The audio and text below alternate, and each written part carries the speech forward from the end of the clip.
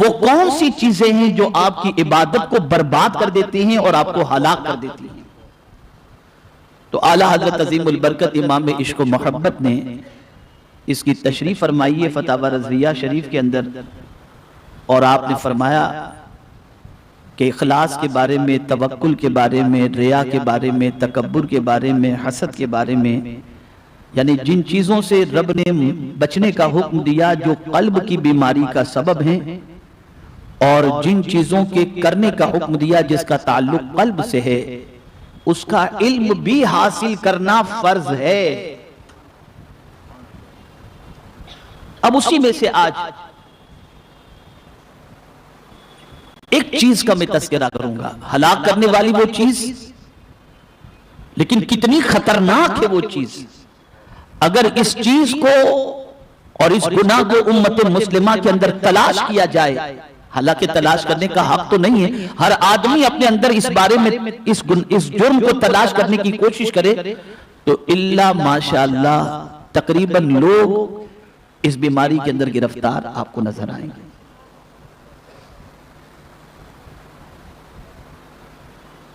قرآن مقدس میں رب قدیر جل جلالہ نے ارشاد فرمایا وَإِذْ قُلْنَا لِلْمَلَائِكَةِ اسْجُدُوا لِآدَمَ، اور یاد کرو جب ہم نے فرشتوں کو حکم دیا کہ آدم کو سجدہ کرو، فَسَجَدُوا إِلَّا إِبْلِيسَ، تو سب نے سجدہ کیا سوائے ابلیس کے۔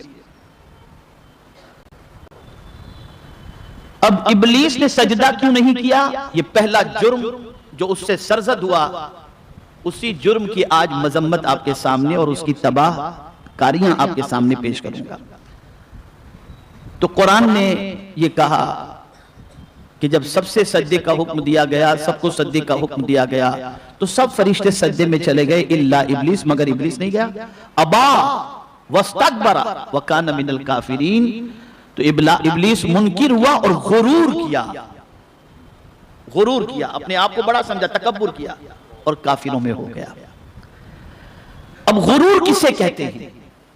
اس سے بھی میں قرآن کی روشنی میں سمجھاؤں کہ ابلیس نے جو غرور کیا تھا، جو تکبر کیا تھا، جس کی وجہ سے وہ کافر ہو گیا، عبادت بچا نہ سکا، سجدے بچا نہ سکا، علم بچا نہ سکا۔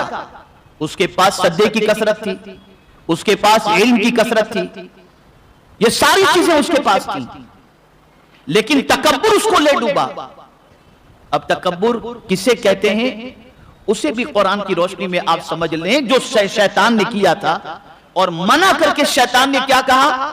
انا خیر منہ خلقتنی من نار وخلقتہ من طین، اے اللہ میں اس کو کیسے سجدہ کروں کہ میں تو اس سے بہتر ہوں، یعنی آدم سے میں بہتر ہوں کہ آدم کو تو نے مٹی سے پیدا کیا اور مجھے تو نے آگ سے پیدا کیا۔ یہ پہلا جرم تھا جو ابلیس کا، جس نے قیامت تک اس کے گلے کے اندر لعنت کا توق ڈال دیا۔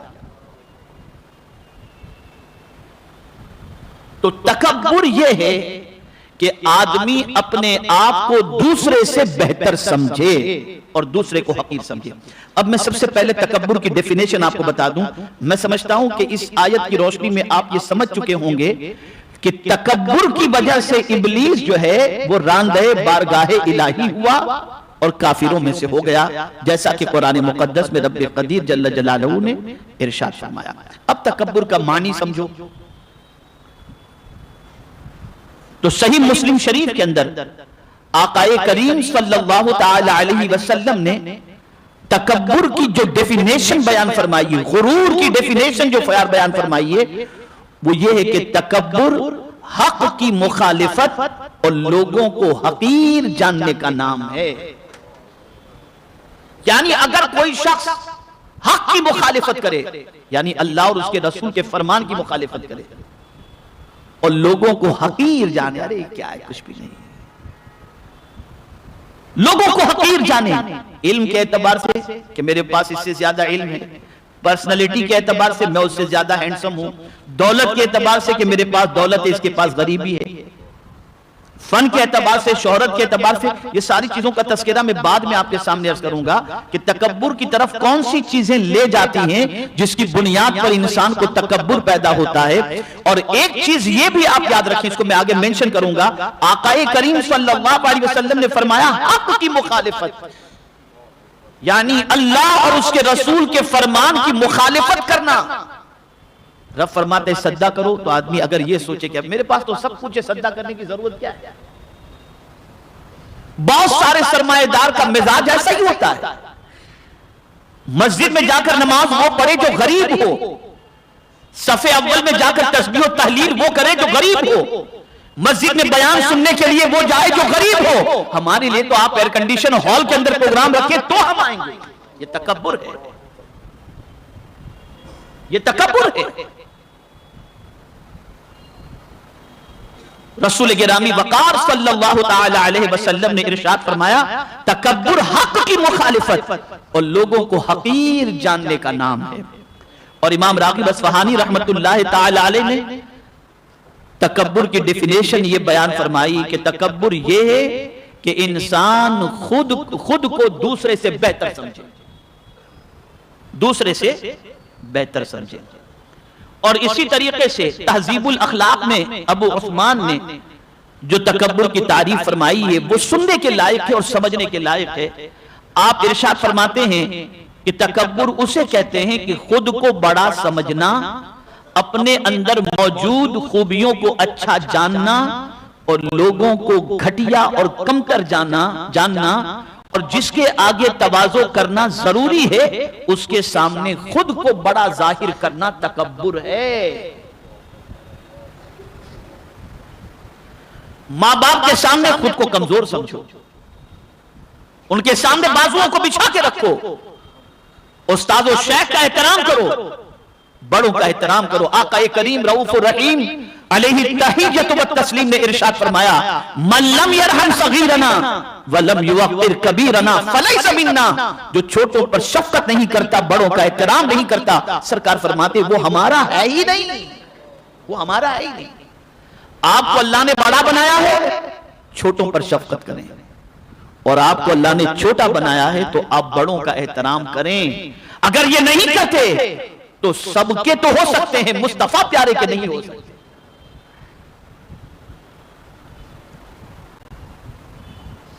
میرے پیارے آقا صلی اللہ تعالی علیہ وسلم کے پیارے دیوانوں، آقا کریم رؤوف الرحیم علیہ التحیۃ والتسلیم اللہ کی بارگاہ میں یہ دعا کیا کرتے اعوذ بک من نفخۃ الکبریاء، الہی میں تکبر سے تیری پناہ چاہتا ہوں۔ وہ رسول کہ اللہ کے بعد سب سے بڑے، ان سے بڑا اللہ کے بعد کوئی دوسرا ہے ہی نہیں۔ علم کے اعتبار سے کہیے، عمل کے اعتبار سے کہیے، اخلاق کے اعتبار سے کہیے، مالک کے اعتبار سے، نعمتوں کے اعتبار سے، بعد از خدا بزرگ تو ہی قصہ مختصر، کہ اللہ کے بعد سب سے بڑے حضور ہیں، بس یہ قصہ مختصر ہے، اتنا سمجھ لو۔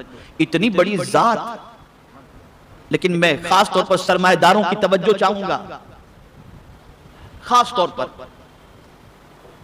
کہ ام المؤمنین حضرت عائشہ صدیقہ رضی اللہ تعالی عنہ فرماتی ہیں کہ رسول گرامی وقار صلی اللہ علیہ وسلم گھر میں تشریف لائے تو ایک روٹی کا ٹکڑا گھر میں نیچے پڑا ہوا تھا، تو آقا کریم صلی اللہ علیہ وسلم نے اس روٹی کے ٹکڑے کو اٹھایا، اسے صاف کیا اور سرکار نے تناول فرمایا۔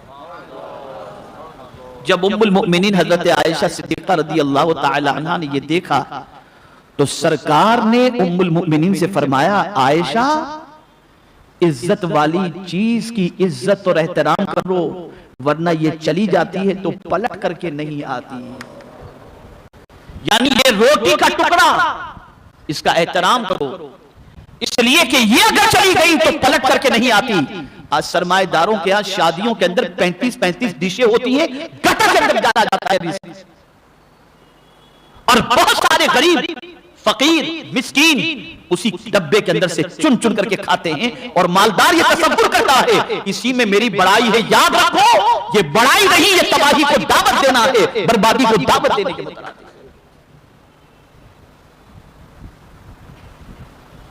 یہ تکبر ہے، یہ بڑاپن ہے، خود کو بڑا سمجھنا ہے، اور یہ سخت ترین چیز ہے۔ تو رسول اعظم صلی اللہ تعالی علیہ وسلم سید الانبیاء ہو کر بارگاہ رب العزت میں دعا کرتے، اعوذ بک من نفخۃ الکبریاء، الہی میں تکبر سے تیری پناہ چاہتا ہوں۔ میرے پیارے آقا صلی اللہ تعالی علیہ وسلم کے پیارے دیوانوں،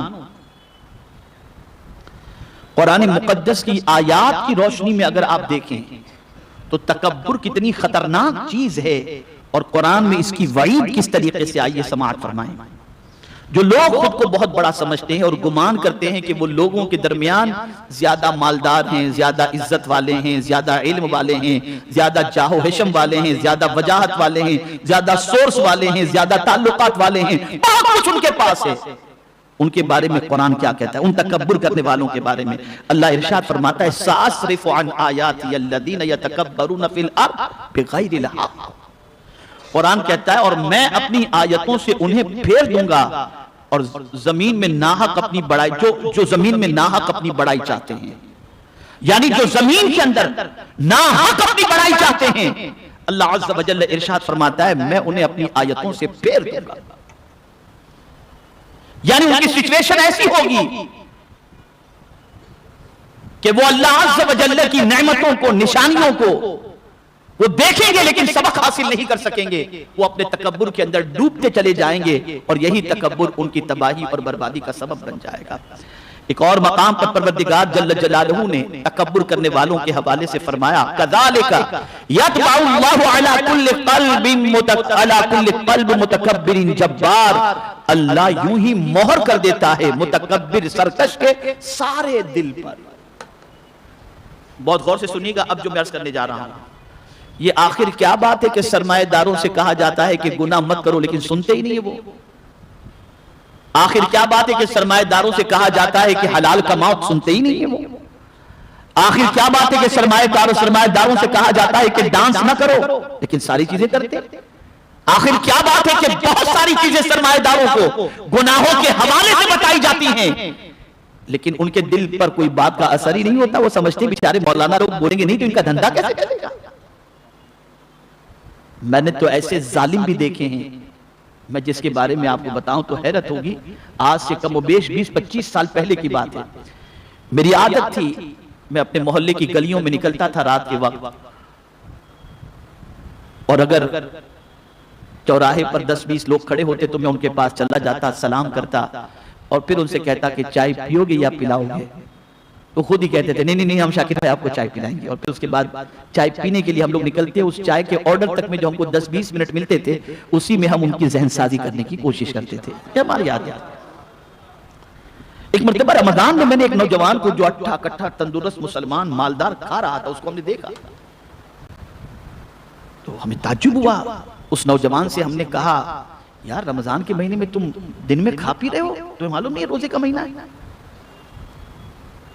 اگر کوئی تکلیف ہوتی اور کوئی دوسرا مسئلہ تھا اور کھانا ہی تھا، مجبوری کے اندر کوئی بات ایسی تھی جو شرعی نقطہ نظر سے تمہارے لیے چھٹی کی گنجائش ہوتی تو تم چھپ کر کے کھاتے، تم اعلانیہ کھا رہے ہو۔ ارے شاکر بھائی، جس کے پاس کھانے کا نہ ہو معاذ اللہ وہ روزہ رکھے، اللہ نے تو ہمیں اتنا دے رکھا ہے کہ ہمیں کھانے پینے سے بچنے کی ضرورت ہی کیا ہے؟ یہ ایک مسلمان کہہ رہا ہوں، یہ محلے کی بات بتا رہا ہوں، باہر کی بات نہیں، اور کسی اور کی سنی سنائی نہیں، مجھ سے جس نے کہا اس کی بات میں آپ کو بتا رہا ہوں۔ یہ ہے تکبر، یہ ہے تکبر۔ ایسے میری زندگی میں کئی واقعات آئے ہیں جس کے اندر میں نے لوگوں کو تکبر کرتے دیکھا ہے اور ایسے ایسے جملے کہتے دیکھا ہے کہ العیاذ باللہ۔ تو اللہ کیا فرماتا ہے؟ اللہ یوں ہی مہر کر دیتا ہے متکبر سرکش کے دل پر۔ تو جب کسی کے دل پر اللہ مہر لگا دینا تو پھر اس کے دل میں کوئی اللہ اور اس کے رسول کی باتوں کا اثر نہیں ہوتا، اس کا پورا دل کالا ہو جاتا ہے۔ تو اگر کوئی تکبر کرتا ہے تو اللہ اس کے دل کو کالا کر دیتا ہے، پھر حق قبول کرنے کی صلاحیت اس کے اندر نہیں ہوتی۔ اور تکبر کی ایک علامت میں آپ کو بتا دوں، سب سے خود کو بہتر سمجھنا، اور سب کو گھٹیا سمجھنا، علم کے اعتبار سے، عمل کے اعتبار سے، دولت کے اعتبار سے، سرمایہ کے اعتبار سے، پرسنالٹی کے اعتبار سے، عزت کے اعتبار سے دوسرے کو حقیر اور خود کو بہتر سمجھنا، یہ تکبر ہے، یہ تکبر ہے۔ ایک اور آیت کریمہ سماعت فرمائیں، اِنَّهُ لَا يُحِبُّ الْمُسْتَكْبِرِينَ، کہ بے شک وہ مغروروں کو پسند نہیں کرتا۔ اللہ تکبر کرنے والے کو پسند نہیں کرتا۔ اب یہاں بہت غور سے سنیے گا اور دل و دماغ میں اس بات کو بٹھانے کی کوشش کیجئے گا کہ تفسیر رازی میں امام فخر الدین رازی رحمت اللہ تعالی علیہ نے متکبرین سے متعلق جو تفسیر بیان فرمائی تو فرماتے وَهَذَا الْوَعِيدُ يَتَنَاوَلُ كُلَّ الْمُتَكَبِّرِينَ، یہ وعید اللہ تعالیٰ کا مغروروں کو پسند نہ فرمانا ہر قسم کے متکبرین کے لیے، جیسا کہ میں نے عرض کیا، علم کے اعتبار سے، عمل کے اعتبار سے، پیسے کے اعتبار سے، ہر اعتبار سے۔ اب یہاں پر اس آیت مبارکہ کے تحت امام حسین رضی اللہ تعالیٰ عنہ کا ایک واقعہ علامہ قرطبی رحمت اللہ تعالیٰ علیہ نے تفسیر قرطبی میں بیان فرمایا۔ اب سماعت فرمائیں، ایمان تازہ ہو جائے گا۔ یوں ہی شہید ہونے کے باوجود امام حسین کا چرچا اتنے صدیوں سے نہیں ہو رہا، سنیے آپ۔ ایک مرتبہ حضرت امام حسین رضی اللہ تعالی عنہ چند مسکینوں کے پاس سے گزرے۔ مسکین آپ سمجھتے ہیں جو بیچارے باہر کھڑے رہ کر کھاتے پیتے ہوتے ہیں نا، غریب لوگ۔ کبھی ایسا بھی ہوتا ہوگا کہ آپ کہیں درگاہ شریف وغیرہ پر جائیں تو بیچارے فقیر لوگ بیٹھ کر کے کھاتے ہوتے ہیں، آپ دیکھتے ہوں گے۔ تو ایسے کھانے والوں کے پاس امام حسین کا گزر ہوا، وہ لوگ کچھ کھا رہے تھے۔ انہوں نے امام عالی مقام علی جدہ وعلیہ الصلوۃ والسلام کو دیکھ کر کے عرض کی، اے ابو عبداللہ آپ بھی تناول فرمائیں، آپ بھی تناول فرمائیں۔ اب آپ سوچئے، نوجوانان جنت کے سردار سے کہا جا رہا ہے، نواسے رسول سے کہا جا رہا ہے کہ آپ بھی آ جائیں ہمارے ساتھ تناول فرمائیں۔ امام حسین رضی اللہ تعالیٰ عنہ اپنی سواری سے اتر کر ان کے ساتھ بیٹھ گئے ان کے ساتھ، اور فرمایا، اب جو فرمایا وہ سنیے۔ فرماتے ہیں قرآن کہتا ہے انہو لا یحب المستکبرین، کہ بے شک اللہ عز و جل متکبرین کو پسند نہیں فرماتا۔ یعنی میں اگر تمہارے ساتھ یہ سمجھ کر نہ بیٹھوں کہ تم غریب لوگ ہو اور میرا مرتبہ بڑا ہے تو میں متکبرین میں ہو جاؤں گا، اور میرا مولا متکبرین کو پسند نہیں فرماتا تو میں ایسا کیوں بنوں جس سے میرا مولا مجھے ناپسند فرمائے۔ بیٹھ گئے ان کے ساتھ کھانے، بیٹھ گئے، لیکن صرف بیٹھے ہی نہیں، کھا لیا ان کے ساتھ، اور پھر فرمایا کہ تمہاری دعوت میں نے قبول کی، اب میری دعوت تم قبول کر لو۔ اور پھر امام حسین رضی اللہ تعالیٰ عنہ نے انہیں دعوت دی، اور جب وہ امام حسین کی دعوت پر تشریف لائے تو تاجدار کربلا ان کے ساتھ بیٹھ کر کے کھائے بھی، اور جب ان کو رخصت کیا تو بہت سارا مال دے کر کے انہیں رخصت کیا۔ کبھی آپ نے اس پر غور کرنے کی کوشش کی؟ مالدار کے بازو میں بیٹھنے کے لیے ہر کوئی چاہتا ہے، کبھی غریب کے بازو میں بیٹھنے کے لیے کوئی تیار ہوا؟ اب آؤ میں تم کو ایک حدیث سناتا ہوں۔ آقا کریم صلی اللہ علیہ وسلم کو اگر پانا ہے تو حضور کہاں ملیں گے؟ کہاں ملیں گے؟ میرے آقا صلی اللہ علیہ وسلم نے ارشاد فرمایا کہ مجھے تلاش کرنا ہو تو غریبوں میں تلاش کرو، غریبوں میں تلاش کرو۔ تو اے رسول گرامی وقار صلی اللہ تعالی علیہ وسلم کے دیوانوں، کبھی بھی مانگنے والوں کو، غریبوں کو، فقیروں کو حقیر نہ سمجھنا کہ یہ لینے والے ہیں اور ہم دینے والے ہیں۔ سن لو، حضور فرماتے ہیں تمہیں جو روزی ملتی ہے یہ میری امت کے کمزوروں کی وجہ سے ہی ملا کرتی ہے، غریبوں کی وجہ سے روزی ملتی ہے۔ بھئی آپ دیکھیں نا، ایک غریب کو 1 روپیہ آپ نے دے دیا، اس نے قبول کر لیا، اس کے عوض میں مولا نے آپ کو 10 عطا فرما دیا، ملی نا غریب کی وجہ سے روزی۔ آپ زکوٰۃ نکالتے ہو، آپ کا کروڑ روپیہ زکوٰۃ غریب اگر وصول کر لیتا ہے تو محفوظ قلعے کے اندر آپ کا سارا پیسہ اس زکوٰۃ نکالنے کی وجہ سے ہو جاتا ہے۔ تو غریب کو زکوٰۃ دے کر آپ کا مال آپ نے محفوظ کر لیا، محفوظ کر لیا۔ کبھی کسی غریب کو، کسی پھٹے پرانے کپڑے میں، لباس میں رہنے والے کو حقیر مت سمجھنا، بلکہ مجھے حضور کی ایک حدیث یاد آ رہی ہے۔ آقا کریم صلی اللہ علیہ وسلم فرماتے ہیں بہت سے بکھرے ہوئے بال اور گرد آلود چہرے والے ایسے ہیں کہ اگر خدا کی بارگاہ میں کوئی قسم کھا لے تو خدا ان کی قسم پوری کر دیتا۔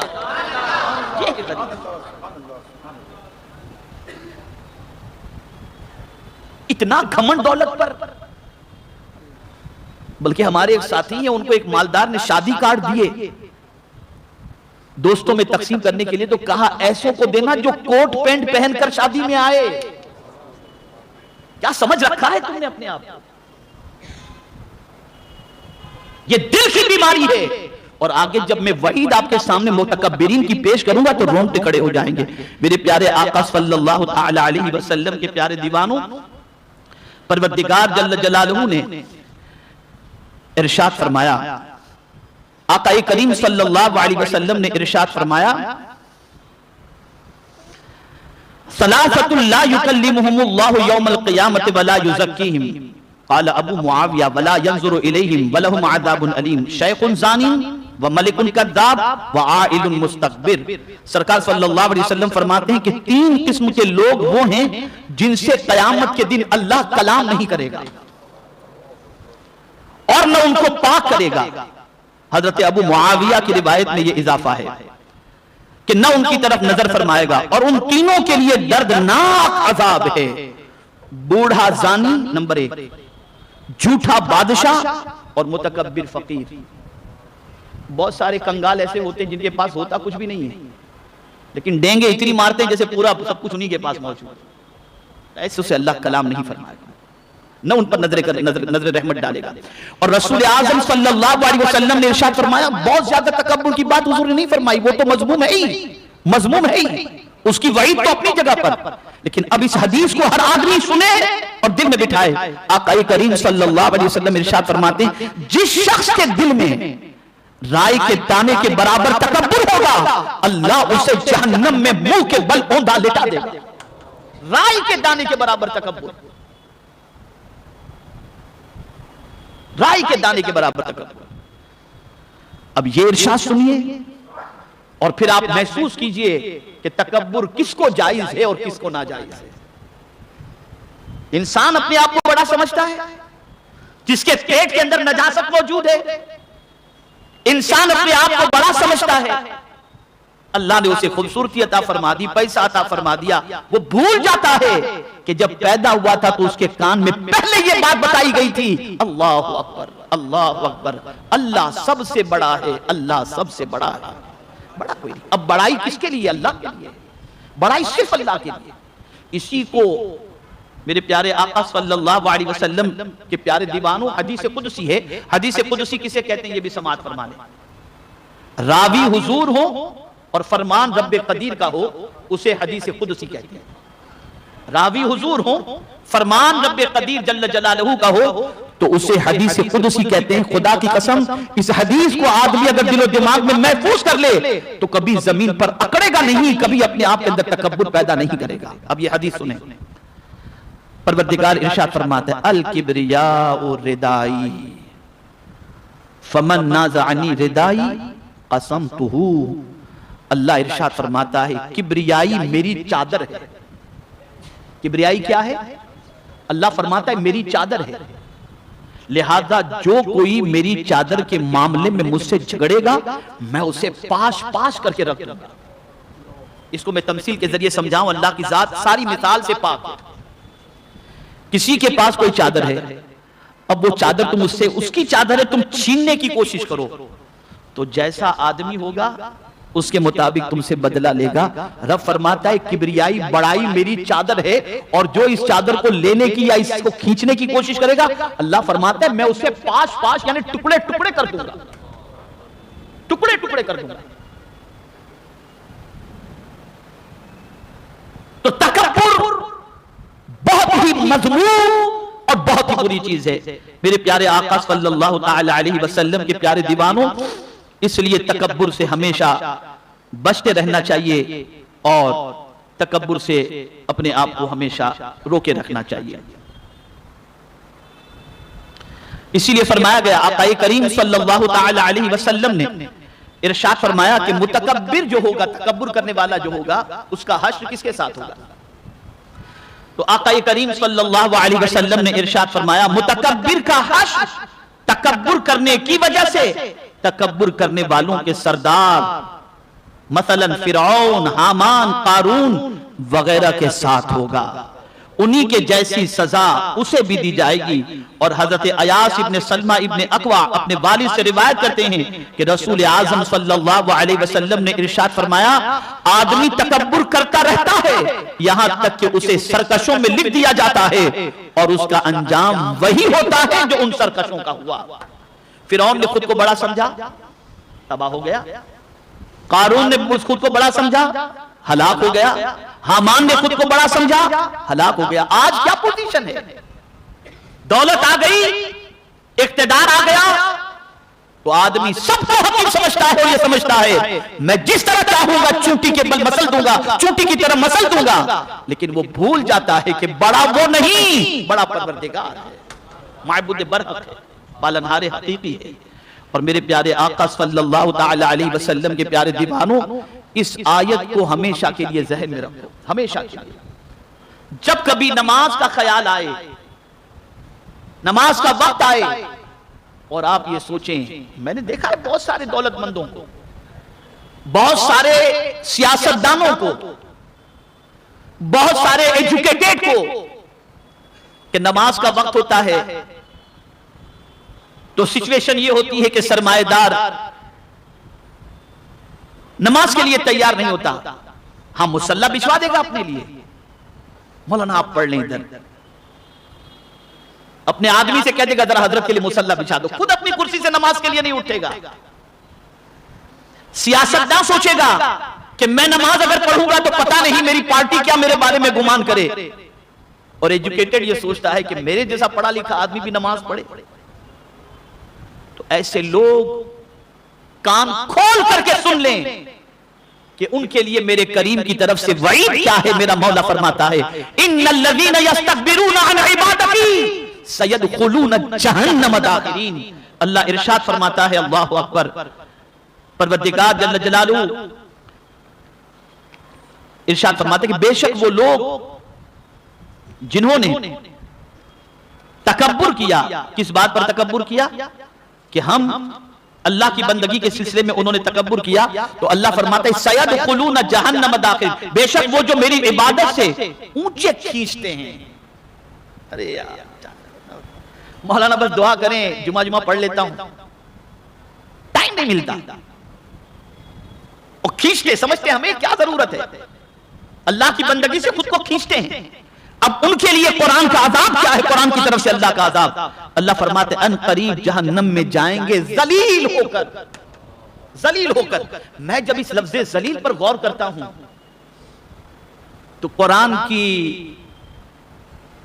बलागत पर और फसाहत पर कुर्बान होने को जी चाहता है कि यस्तकबिरून के मुकाबले में जलील आया, इसलिए कि आदमी खुद को बड़ा समझकर अल्लाह की बंदगी से खुद को रोक लेता है। तो ऐ बड़े समझने वाले, आज तो खुद को बड़ा समझता है, लेकिन मौला ने तेरे लिए अजाब क्या रखा है कि बड़ा समझने वाला तू कयामत में जहन्नम में, सिर्फ जहन्नम में नहीं जाएगा, जलील करके तुझे जहन्नम में डाला जाएगा, जलील करके जहन्नम में डाला जाएगा। तो तकब्बुर बहुत मजमूम चीज है। खुदा के लिए कभी किसी गरीब को, कभी किसी गरीब को, कभी किसी कमजोर को हकीर न समझो, ये ना समझो बेचारा गरीब फकीर मिस्कीन, नहीं, बल्कि मेरे सामने तो कभी ये हदीस आती है तो रोंगटे खड़े हो जाते हैं। सरकार फरमाते हैं मालदारों से 500 साल पहले गरीब जन्नत में चला जाएगा, जिसे तुम कमजोर समझ रहे हो वो तुमसे पहले जन्नत में चला जाएगा, तो हकीर ना समझो। अब और एक हदीस समाअत फरमाए,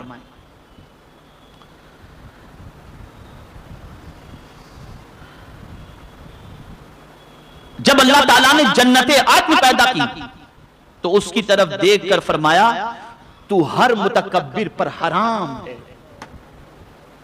बसने की जगह जन्नते आदम, बसने की जगह जहां पर लोगों को बसाया जाएगा, जन्नतियों को, ईमान वालों को, वो जन्नते आदम, उसे अल्लाह ने पैदा फरमाया और उसकी तरफ देखकर फरमाया तू हर मुतकब्बिर पर हराम है, यानी मुतकब्बिर शख्स जन्नत के अंदर दाखिल नहीं होगा, हराम परवरदिगार जल्ल जलालहू ने उस पर फरमा दिया। मेरे प्यारे आका सल्लल्लाहु ताला अलैहि वसल्लम के प्यारे दीवानों, अब मैं तकब्बुर के 3 दर्जात आपके सामने बता देता हूं, इसे ज़हन में रखिएगा। ये आज की हासिल गुफ्तगू जो है इसे आप ज़हन में रखें। तकब्बुर के 3 दर्जात हैं। اللہ سے تکبر، حضور سے تکبر اور مخلوق سے تکبر. یہ تکبر کے 3 درجات، اسے سماعت فرمائیں. اول درجے میں جو تکبر ہے وہ یہ ہے کہ جو حق تعالیٰ کی جناب میں ہو، جیسے نمرود اور فرعون. اور ابلیس نے تکبر کیا، اور ایسے وہ لوگ جنہوں نے دعوی خدائی کر کے اللہ کی بارگاہ میں تکبر کیا اور اس کی بندگی بجا لانے سے عار محسوس کیے، یہ اللہ کی بارگاہ میں تکبر. یعنی خدائی کا دعویٰ کرنا اس طریقے سے ہم جو چاہے کر لیں، اور ہمیں تو یہ ہے، ہم تو یہ کر سکتے ہیں، ہم تو یہ کر سکتے ہیں، ہم تو یہ کر سکتے ہیں، ہمارے پاس پاور ہے، ہم ختم کر دیں گے، برباد کر دیں گے، تمہیں تہس نہس کر دیں گے. یہ جتنی بھی چیزیں ہیں، یہ ہوا خدا کی بارگاہ میں تکبر. اس طریقے سے کہ خود کو بڑا سمجھنا، اللہ کے فرمان کے سامنے خود کو نہ جھکانا اور خود کو خدائی کے دعوے تک لے جانا، یہ اللہ کی بارگاہ میں تکبر کا پہلا درجہ ہے، اور اللہ عز و جل سے تکبر کرنا ہے. دوسرا حضور صلی اللہ علیہ وسلم سے تکبر. رسول اعظم صلی اللہ تعالی علیہ وسلم سے جیسے کفار قریش نے تکبر کیا. کیسے تکبر کیا؟ کفار قریش نے اس طریقے سے تکبر کیا کہ اللہ عز و جل نے رسول کسی فرشتے کو کیوں نہیں بنایا، مالدار کو کیوں نہیں بنایا، آپ کو کیوں بنایا؟ اور جب آپ کو بنایا تو ہم آپ کی بات کیوں مانیں، آپ تو معاذ اللہ ہمارے جیسے ہی ہیں. یہ حضور کی بارگاہ میں تکبر ہوا. تو ایسے لوگوں کے لیے بھی سخت وعید ہے اور جہنم ہے. اور عام بندوں کے ساتھ تکبر، اور عام بندوں کے ساتھ تکبر کیا ہے؟ خود کو بہتر سمجھنا اور دوسرے کو حقیر سمجھنا، چاہے علم کے اعتبار سے، دولت کے اعتبار سے، پرسنالٹی کے اعتبار سے، بے اقتداری کی وجہ سے. یہ ہوا عام لوگوں کے بارے میں تکبر. یہ 3 تکبر، خدا کے مقابلے میں خود کو خدا معاذ اللہ سمجھ کر اللہ کے سامنے سر نہ جھکانا، حضور صلی اللہ علیہ وسلم کو معاذ اللہ اپنے جیسا سمجھ کر ان کی اطاعت نہ کرنا، اور عام بندوں کو حقیر سمجھ کر ان کے سامنے خود کو بڑا سمجھنا. یہ تکبر کے 3 درجات ہیں. اور سرکار نے فرما دیا جس کے سینے میں رائے کے دانے پر بھی تکبر ہوگا، اللہ تعالیٰ اسے جنت میں داخل نہیں فرمائے گا. اب یہاں یہ تو بڑا تفصیلی موضوع ہے، میں انشاءاللہ زندگی رہی تو اس پر پھر مزید گفتگو کروں گا کہ تکبر کن کن وجہ سے پیدا ہوتا ہے، اس کے بارے میں انشاءاللہ پھر میں عرض کروں گا. اب آپ سنیں، غالباً حضرت بایزید بسطامی کا واقعہ ہے یا حضرت حسن بصری رضی اللہ تعالیٰ عنہ کا. آپ تشریف لے جا رہے تھے، دریا کے کنارے ایک نوجوان کو آپ نے دیکھا، اس کے ساتھ برقع پہنی ہوئی ایک خاتون موجود ہے اور سامنے ایک بوتل پڑا ہوا ہے. دل میں خیال پیدا ہوا کہ میں تو اس سے بہتر ہوں، میں تو اس سے بہتر ہوں. یہ خیال پیدا. ہمیشہ آپ خود کو کمتر سمجھتے تھے، لیکن جب اس حال میں دیکھا کہ نوجوان بیٹھا ہے، عورت بازو میں بیٹھی ہوئی ہے اور بوتل پڑی ہوئی ہے، تو آپ کے دل میں خیال میں تو اس سے بہتر ہوں. اتنے میں اچانک سمندر میں ایک کشتی جو ہے نا ہچکولے کھانے لگی، اور اس میں 6 کے قریب لوگ سوار تھے جو ڈوب جانے کے قریب تھے. اب یہ نوجوان عورت کو چھوڑا، جو عورت کے ساتھ بیٹھا تھا، عورت کو چھوڑا اور سمندر میں چھلانگ لگا دیا، اور 6 ڈوبنے والوں کو بچا کر کے لے کر گیا. اور پھر بایزید بسطامی یا حسن بصری رضی اللہ تعالیٰ عنہ سے کہتا ہے، آپ ایک کو تو بچا لیتے. کیا کہا اس نے؟ آپ ایک کو تو بچا لیتے. اور پھر اس کے بعد انہوں نے کہا، بایزید یہ میرے ساتھ جو بیٹھی ہے یہ میری ماں ہے، اور یہ بوتل پڑی ہے یہ پانی کی بوتل ہے. انہوں نے اپنے سر پر خاک ڈالی بایزید بسطامی نے، اور رونے لگے اور فرمانے لگے کہ آج کے بعد میں کبھی زندگی میں خود کو کسی سے بہتر نہیں سمجھوں گا. اور یہ سوچتے ہوئے اپنی زندگی گزارنے لگے. راستے سے جا رہے تھے، ایک شخص کتا لے کر کے نکلا، اور کتے کو دیکھ کر کے کتے کو لے کر کے نکلا تو کتے کے ساتھ نکلتے ہوئے اس نے بایزید بسطامی سے کہا، یہ بتائیے کہ میرا کتا بہتر ہے یا تم بہتر ہو؟ اب جب آپ سنیں، میرا کتا بہتر ہے یا تم بہتر ہو؟ تو بایزید بسطامی علیہ الرحمہ نے جواب دیا، اگر میرا ایمان پر خاتمہ ہوا تو میں بہتر ہوں، ورنہ تیرا کتا مجھ سے بہتر ہے. یہ سوچتی اللہ والا. سیدنا صدیق اکبر رضی اللہ تعالیٰ عنہ سے پوچھا گیا بہتر کون؟ تو آپ نے فرمایا جو خود کو کمتر سمجھے وہ بہتر ہے، خود کو سب کچھ سمجھے وہ کچھ بھی نہیں. انگریزی میں کہتے ہیں نا تکبر کو کیا کہتے ہیں؟ I am something، میں کچھ ہوں. لیکن یہ something is nothing، کچھ بھی نہیں ہے، کچھ بھی نہیں ہے.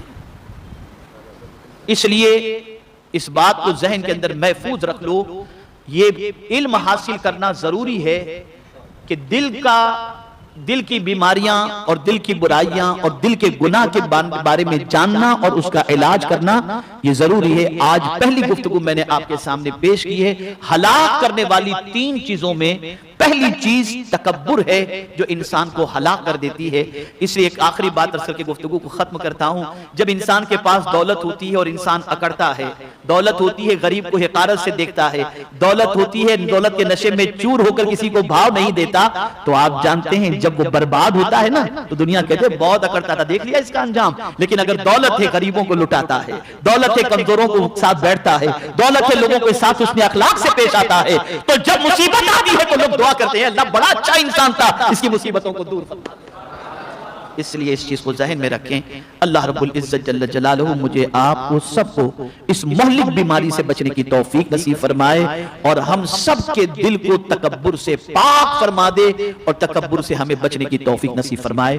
میں گزارش کروں گا کہ آپ جاتے ہوئے مکتبہ طیبہ سے یہ 3 ہلاک کرنے والی چیزیں، 3 ہلاک کرنے والی چیزیں، یہ کتاب مکتبہ طیبہ سے حاصل کریں اور اس کتاب کو پڑھیں، دوسروں کو تحفے میں دیں تاکہ میرے پیارے آقا صلی اللہ علیہ وسلم کے پیارے دیوانوں ان کی معلومات میں بھی اضافہ ہو۔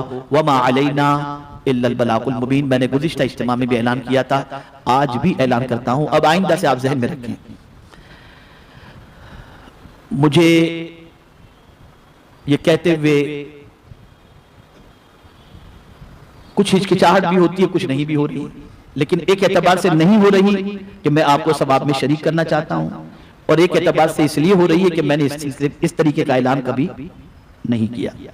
آپ جانتے ہیں سنی دعوت اسلامی کا بین الاقوامی سنی اجتماع ہر سال وادی نور آزاد میدان میں ہوتا ہے۔